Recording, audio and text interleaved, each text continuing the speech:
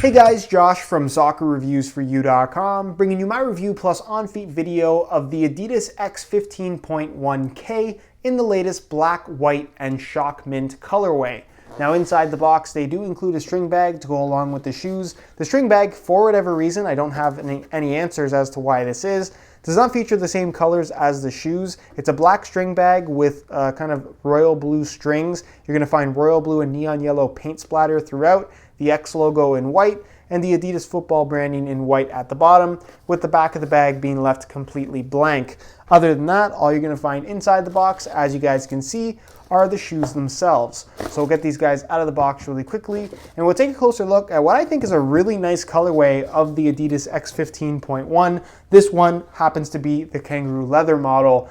So in today's video, we are of course going to take a closer look at the colorway. We're going to be talking tech specs and general performance on the kangaroo leather version of the X15.1. We're going to take a look at the weight of the shoe, as well as talk about how these things fit and feel on feet. So if you are interested in learning more about this particular version of the X15.1K, please stick around, watch the entire video. If you're interested in a pair of these for yourself, be sure to check out the review page on my website. That'll be the very first link down below in the description of this video. On that page, you will find buy it now links with exclusive SR4U coupon codes where you'll be able to pick these guys up below their normal $200 retail price, which, by the way, the full retail price on the X15.1 line has actually dropped by $20. So instead of $220, they're now $200 at full retail, which is kind of nice. So again, if you're interested in a pair, first link down below, go ahead and check it out. And with that being said, let's get right into the review. To start things off, let's take a closer look at the colorway.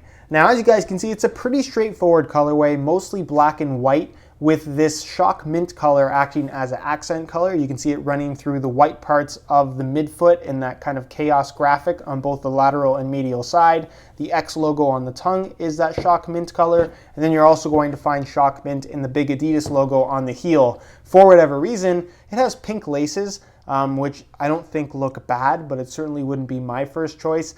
But again, that's kind of Adidas's call, not mine. You're free to change them. The outsole, as you guys can see, pretty much black and white in color. And then what's cool about the leather version is that it has this really interesting pattern on the liner that kind of matches the chaos graphic, which again, I just think looks really cool, especially in this black and white color scheme. So overall, really good looking colorway. I think that the X15.1 in general is a good looking shoe. Obviously the leather model does look different from the synthetic variation by quite a bit in that it doesn't have the little extension piece at the collar. It has an independent tongue. The graphics a little bit different. And then of course you have the stitching at the front as well. But as a whole, I think it's a pretty cool looking shoe, pretty good looking colorway as well. But let me know your opinions down below in the comment section. Do you like how these look? Why or why not? And with that being said, let's move on to the tech specs so we can learn a little bit more about the overall performance. As far as performance is concerned, the kangaroo leather version of the X15.1 from Adidas is a good shoe,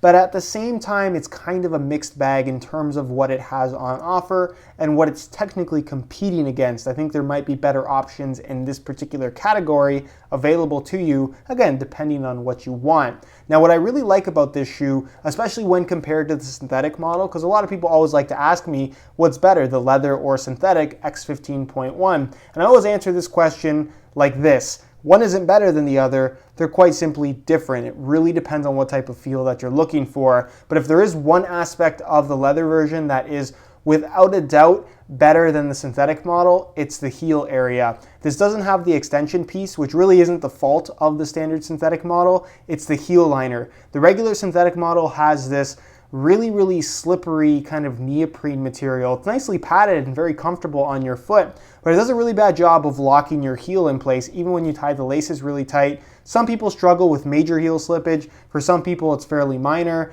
but heel slippage in general is at least somewhat of a minor issue with that particular shoe, even though it doesn't necessarily cause blisters. It's something that just bothers me about that shoe in general. And with this shoe, it's more a traditional layout, standard cut, and a synthetic suede liner that I would argue feels more comfortable and also locks your foot in place. So heel slippage is not an issue whatsoever with the kangaroo leather version of the shoe. As far as the upper is concerned, again, very different from the synthetic model. The synthetic model is very thin, definitely provides a barefoot feel, and is actually a very good thin synthetic shoe if that's what you're looking for, whereas the kangaroo leather version of the X15.1, while the quality of the leather is half decent, it falls into a style of soccer shoe that I'm personally not all for. The main reason why is because if you're going to spend $200 on a kangaroo leather X15.1 and you want a shoe that offers a premium leather feel, there are quite simply better leather options out there. This shoe, in my opinion, just doesn't provide that leather-like traditional sensation I think somebody who would want a leather shoe would want. This is for somebody who likes the look of the X15.1 and also happens to prefer leather over synthetic. That's really the only reason why I think you might buy this. Also, it features technically what is an FG-AG stud pattern, which I guess is a positive as well. So the upper is partially leather. You're going to find leather is at the front from this seam here on the medial side, forward where you can see all the stitching, then it cuts off at this point here on the medial side. I meant to say lateral side here, cuts off on the medial side. This part of the shoe is kangaroo leather. The quality is decent and it's actually thicker than you might expect. Definitely provides that leather-like sensation at the toe area of the shoe. The tongue is half synthetic and half leather. For whatever reason, the bottom part is synthetic and then the top part is leather, which I think is backwards. It should be the other way around, but that's how they chose to do it. Whereas from the leather back, the shoe is entirely made from synthetic. It's not the same synthetic you're going to find on the actual synthetic X15.1. It's just a slightly more padded, kind of low, kind of slightly cheap quality synthetic leather material that you'll often find on shoes that are partially leather and partially synthetic. So really the end result is not a shoe that feels like a traditional leather shoe. This is no Copa Mundial, this is no Nike Premier, it's no Nike Tiempo Legend 6. It is kind of a mishmash of different materials. The leather is much thicker than the synthetic. The tongue is kind of awkward. To me, this shoe feels very, very bulky when making touches on the ball, and it's just not a particularly positive experience if you want the feel of a leather shoe. Is it bad? Absolutely not. There's really nothing wrong with the feel that this shoe has to offer, but again, if you really want a good leather feel and also something that has modern innovation, modern styling, and a responsive feel as well, you're definitely going to get that from other shoes on the market and just have a better experience in general. The Tiempo Legend 6 really does come to mind as a very, very strong option. Yes, this shoe is responsive because of its synthetic midfoot area. There's not much rollover to it, but the actual touch on the ball that it provides is nowhere near the quality of the leather upper you're going to find on something like a Nike Tiempo Legend 6, or even if you want a kangaroo leather model from Adidas with that FG-AG stud pattern, I really feel like the Ace 15.1 in kangaroo leather is a significantly better option than this guy right here. Again, if you want that leather-like feel. If what I'm describing to you sounds good, then again, there's no issues here with the X15.1K. It's a pretty decent shoe. Laces run through the middle, as you guys can see, so you are able to get a nice kind of tight locked-in sensation. It does have an independent tongue, unlike the synthetic model as well, so please keep that in mind. Internal plastic heel counter. I already mentioned the heel liner to you guys. The insole, fully removable. It features a really nice synthetic suede lining. And it's just made from a single layer of this white foam, pretty much exactly like what you would find on the synthetic model. It does get the job done, and it's actually a pretty nice insole overall. And then moving on to the bottom of the shoe, you're gonna find the exact same sole plate and stud pattern as the synthetic variation. So basically how this works, you have a stud plate at the bottom, then you have this little kind of synthetic material that gives it a cool look on top of that, and then you have the stud plate on top of that. So that's why you have all the cutouts, but it is actually hard plastic in between all of these cutouts if you were at all wondering. The sole plate itself is actually pretty stiff out of the box. It does take some getting used to, but it does soften up after a few hours of wear time, so no major complaints there. And then the stud pattern, it's technically FG-AG, but I definitely do think that it leans more towards being a firm ground stud pattern, geared better towards natural grass as opposed to artificial grass. For me, this is a stud pattern that's not too far off from what we've had from Adidas over the past couple of years in terms of the layout of the stud pattern, the length of the studs, and even the general shape. Yes, they're not perfect triangles, but the previous stud patterns were FG only. I don't really understand how this is FG-AG. And like I said, when you use it on artificial grass, yes, it's usable, but it definitely does feel like you're using a firm ground stud pattern. So again, it's one of the major positives of the new Adidas line in that all the stud patterns are technically FG-AG. But for me personally, based on my experience with all the current Adidas models, the only true FG-AG hybrid that feels right on both natural grass and artificial grass is the Ace line. But again, you can definitely get away with it here from the X15.1 line. It does work pretty well. The traction is good on both surfaces, and they're bladed stud, so you get nice bite in pretty much all directions, and there's really no issues here at all. So that's pretty much it in terms of tech specs and performance features. Again, I think the X15.1K is a good shoe. Is it my choice if I want that kind of premium leather experience?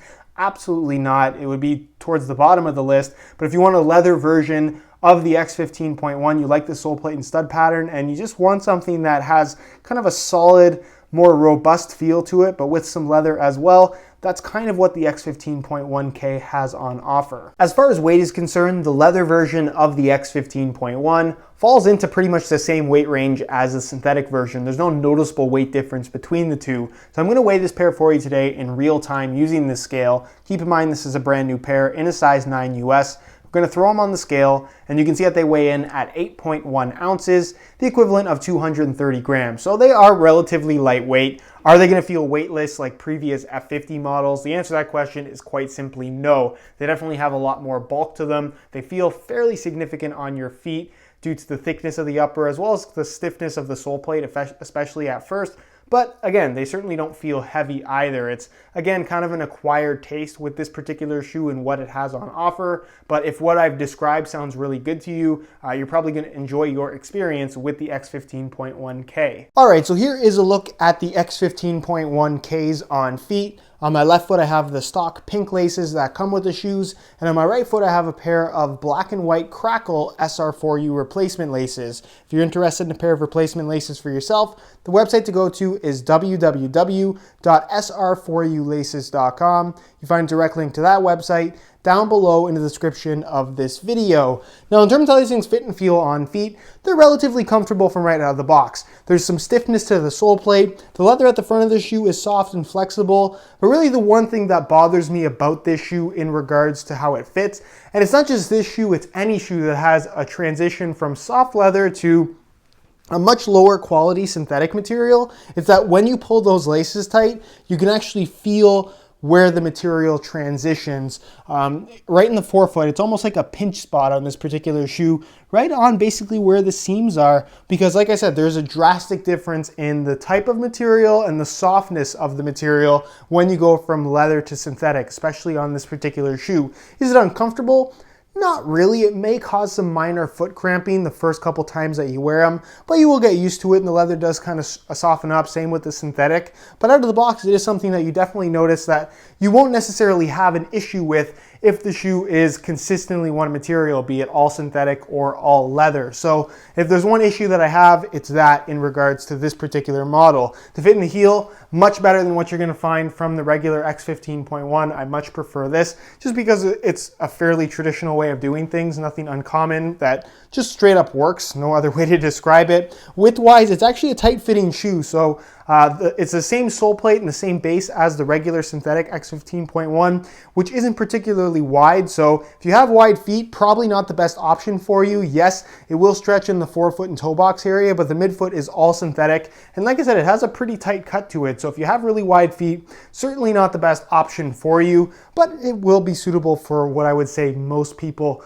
could handle or will fit comfortably in. As far as sizing is concerned, I'm wearing my usual size 9 US here, just like I would in the synthetic model as well, and the fit and the length is absolutely perfect. So if you are looking to order a pair of these for yourself, I would personally recommend going true to size in order to achieve the best possible fit. All right, guys, that is it for my review of the Adidas X15.1 in kangaroo leather. If you guys are interested in more info on this shoe, be sure to check out the review page on my website. That'll be the very first link down below in the description of this video. On that page, you'll find the high quality images of this exact pair that I took myself. That'll give you a better idea as to how these actually do look in person, as well as buy it now links with exclusive SR4U coupon codes, where you'll be able to pick these guys up below their normal $200 retail price. So again, if you're interested in the pair, first link down below, go ahead and check it out. If you have any questions at all regarding the X15.1K, leave those questions down below in the comments, and I definitely will get an answer out to you. If you enjoyed today's video, found it helpful and informative, be sure to support it with a like. Subscribe if you haven't already for daily videos on all the latest and greatest soccer gear. All my social media information is also linked in the description if you want to check that out. And with that being said, guys, thank you so much for watching, and we'll see you in the next one.